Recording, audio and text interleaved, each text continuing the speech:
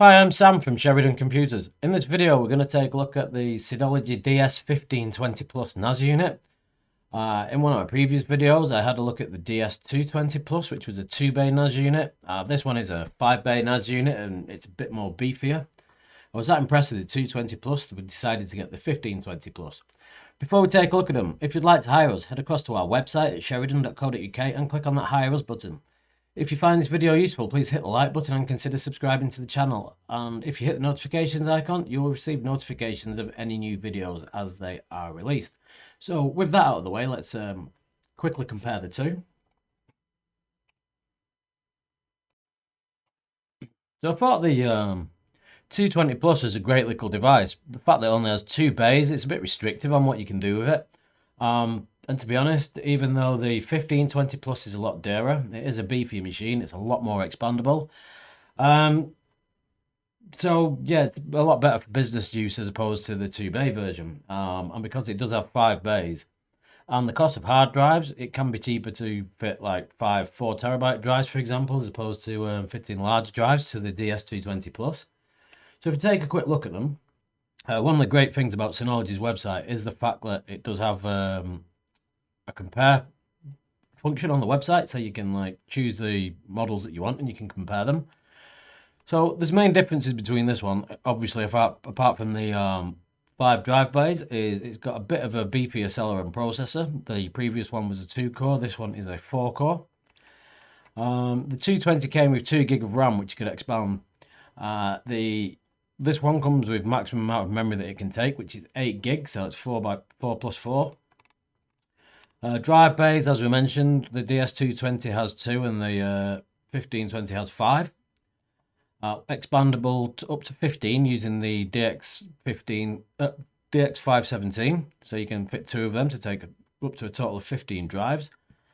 The 1520 has 2 NVMe slots, so we can use them for hard drive caching. In fact, that's all you can use them for. So you've got 2, so you can use one for reading and one for write cache. Again, the drives, it'll take both 3.5 inch and 2.5 inch, whether they're SATA or SSDs. And we've got the M2 2280 NVMe SSD. Maximum storage of a single volume is still the same at 108 terabytes. Both hot swappable. They both support AES-NI encryption. The DS220 has 2 1 gig network ports, and this one has 4 gig network ports that you can use for link aggregation and failover.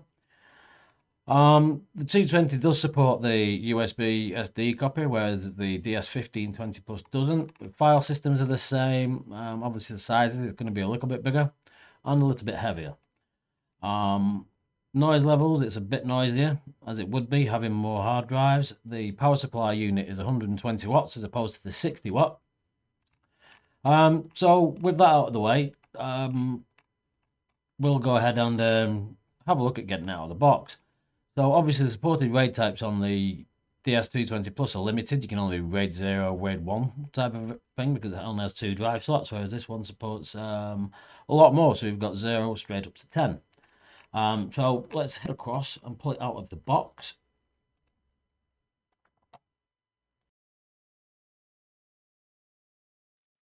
So I do like how these things are always well packaged.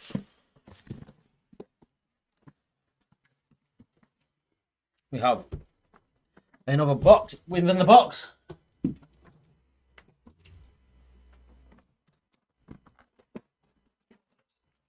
Go ahead and open this up.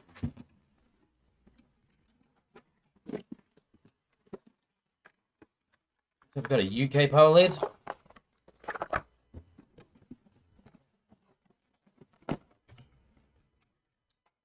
That's the power adapter. And it comes with a couple of network cables. And there's a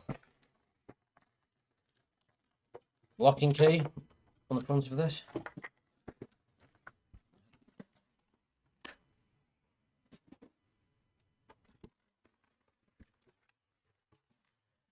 And we have the actual unit itself.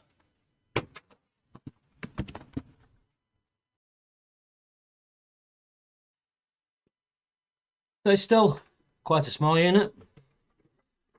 It is a desktop version. So on the back we have the 4 1 gig LAN ports. You can see we've got the 2 expansion ports for the drive units. We've got a USB 3 on the back and the 12-volt power. As you can see, there's some quite beefy fans on the back of it here. On the side, looking at the front, we have power. Obviously, there's no USB copy because this device doesn't support it, and we have another USB 3 port. We've got the status, and then the status lights for each of the disks from 1 to 5. And on the bottom,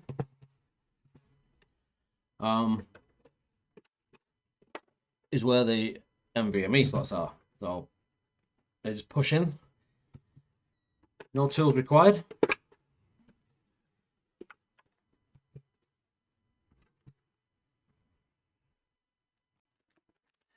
The hard drives that we're using for this, once again, are Seagate Iron Wolf 4TB ones. So I'm going to go ahead and click these. So get them out. So I push that in the view. Pull them from the bottom. So we're going to slide that out. And again, it is toolless. So as we did with the DS220, pull them off.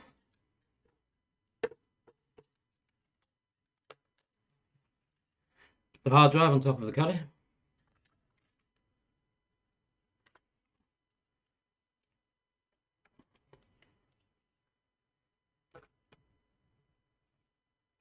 Side buckle.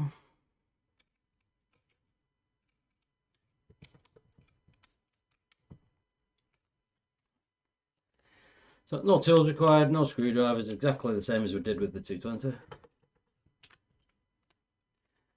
Once we push them in place, then literally a matter of slides in.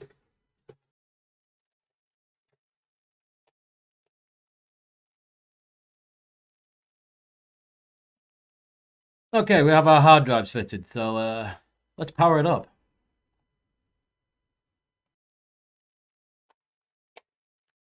It does get significantly heavier, obviously, as it would. So I'm going to plug the network cable into LAN 1. We have the power lead. Now, this device does have an external power brick. I did see somebody moaning on YouTube about previous models must have had the power supply built inside them. Look at that. Go ahead, switch it on.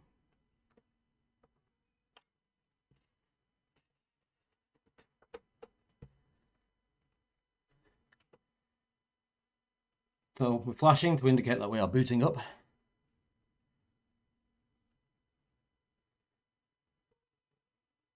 As you can see on the front, it's just while it's booting. We can lock these hard drives in place, which is something that I didn't see on the DS220. Stopped them running off with your hard drives, but it is quite a light unit, so I guess someone could run off with the unit. So you want to put it somewhere safe. At least the hard drives do lock to stop people pulling them out, because people tend to play with things that they can play with. Just give us a few moments to boot. So we've booted up, we have the beep. You can see all the disk lights are on and our status light is flashing orange. Let's go and log into our device.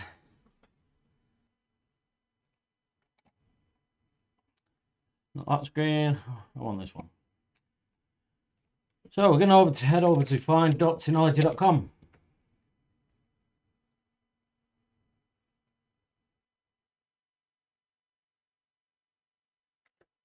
Okay, so it's found our device there. So this is the 5-bay one. It's found. You can see the existing DS220 that we've got is also found. I want to go ahead and connect to this one, but we can. It's on 10.1.10.111, so we can just jump straight into that. Accept license agreement. Now we can continue to set up. Yes, we will install the latest DSM.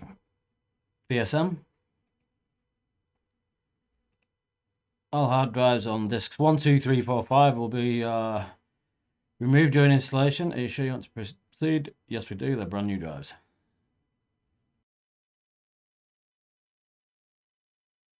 Completed the install. It's going to restart the device. Okay, the device is restarted, so it's just installing the built-in packages. So we've got the DSM7 setup page, so let's go ahead and start this. Let's give it a device name.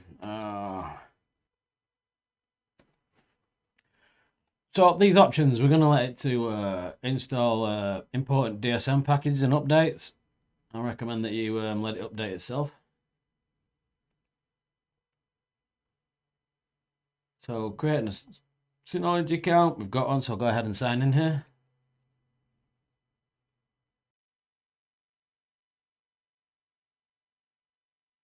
So again, we can do the quick connect. I'm going to skip that for this video.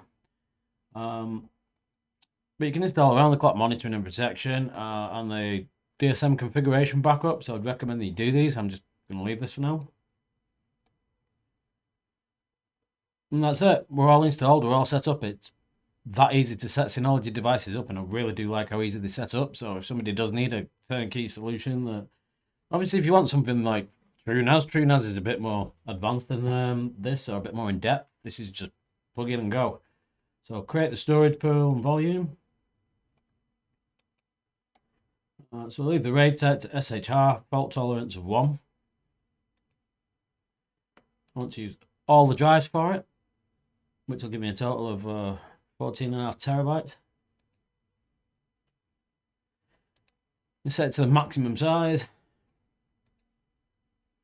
We'll go with BTRFS. Apply, okay.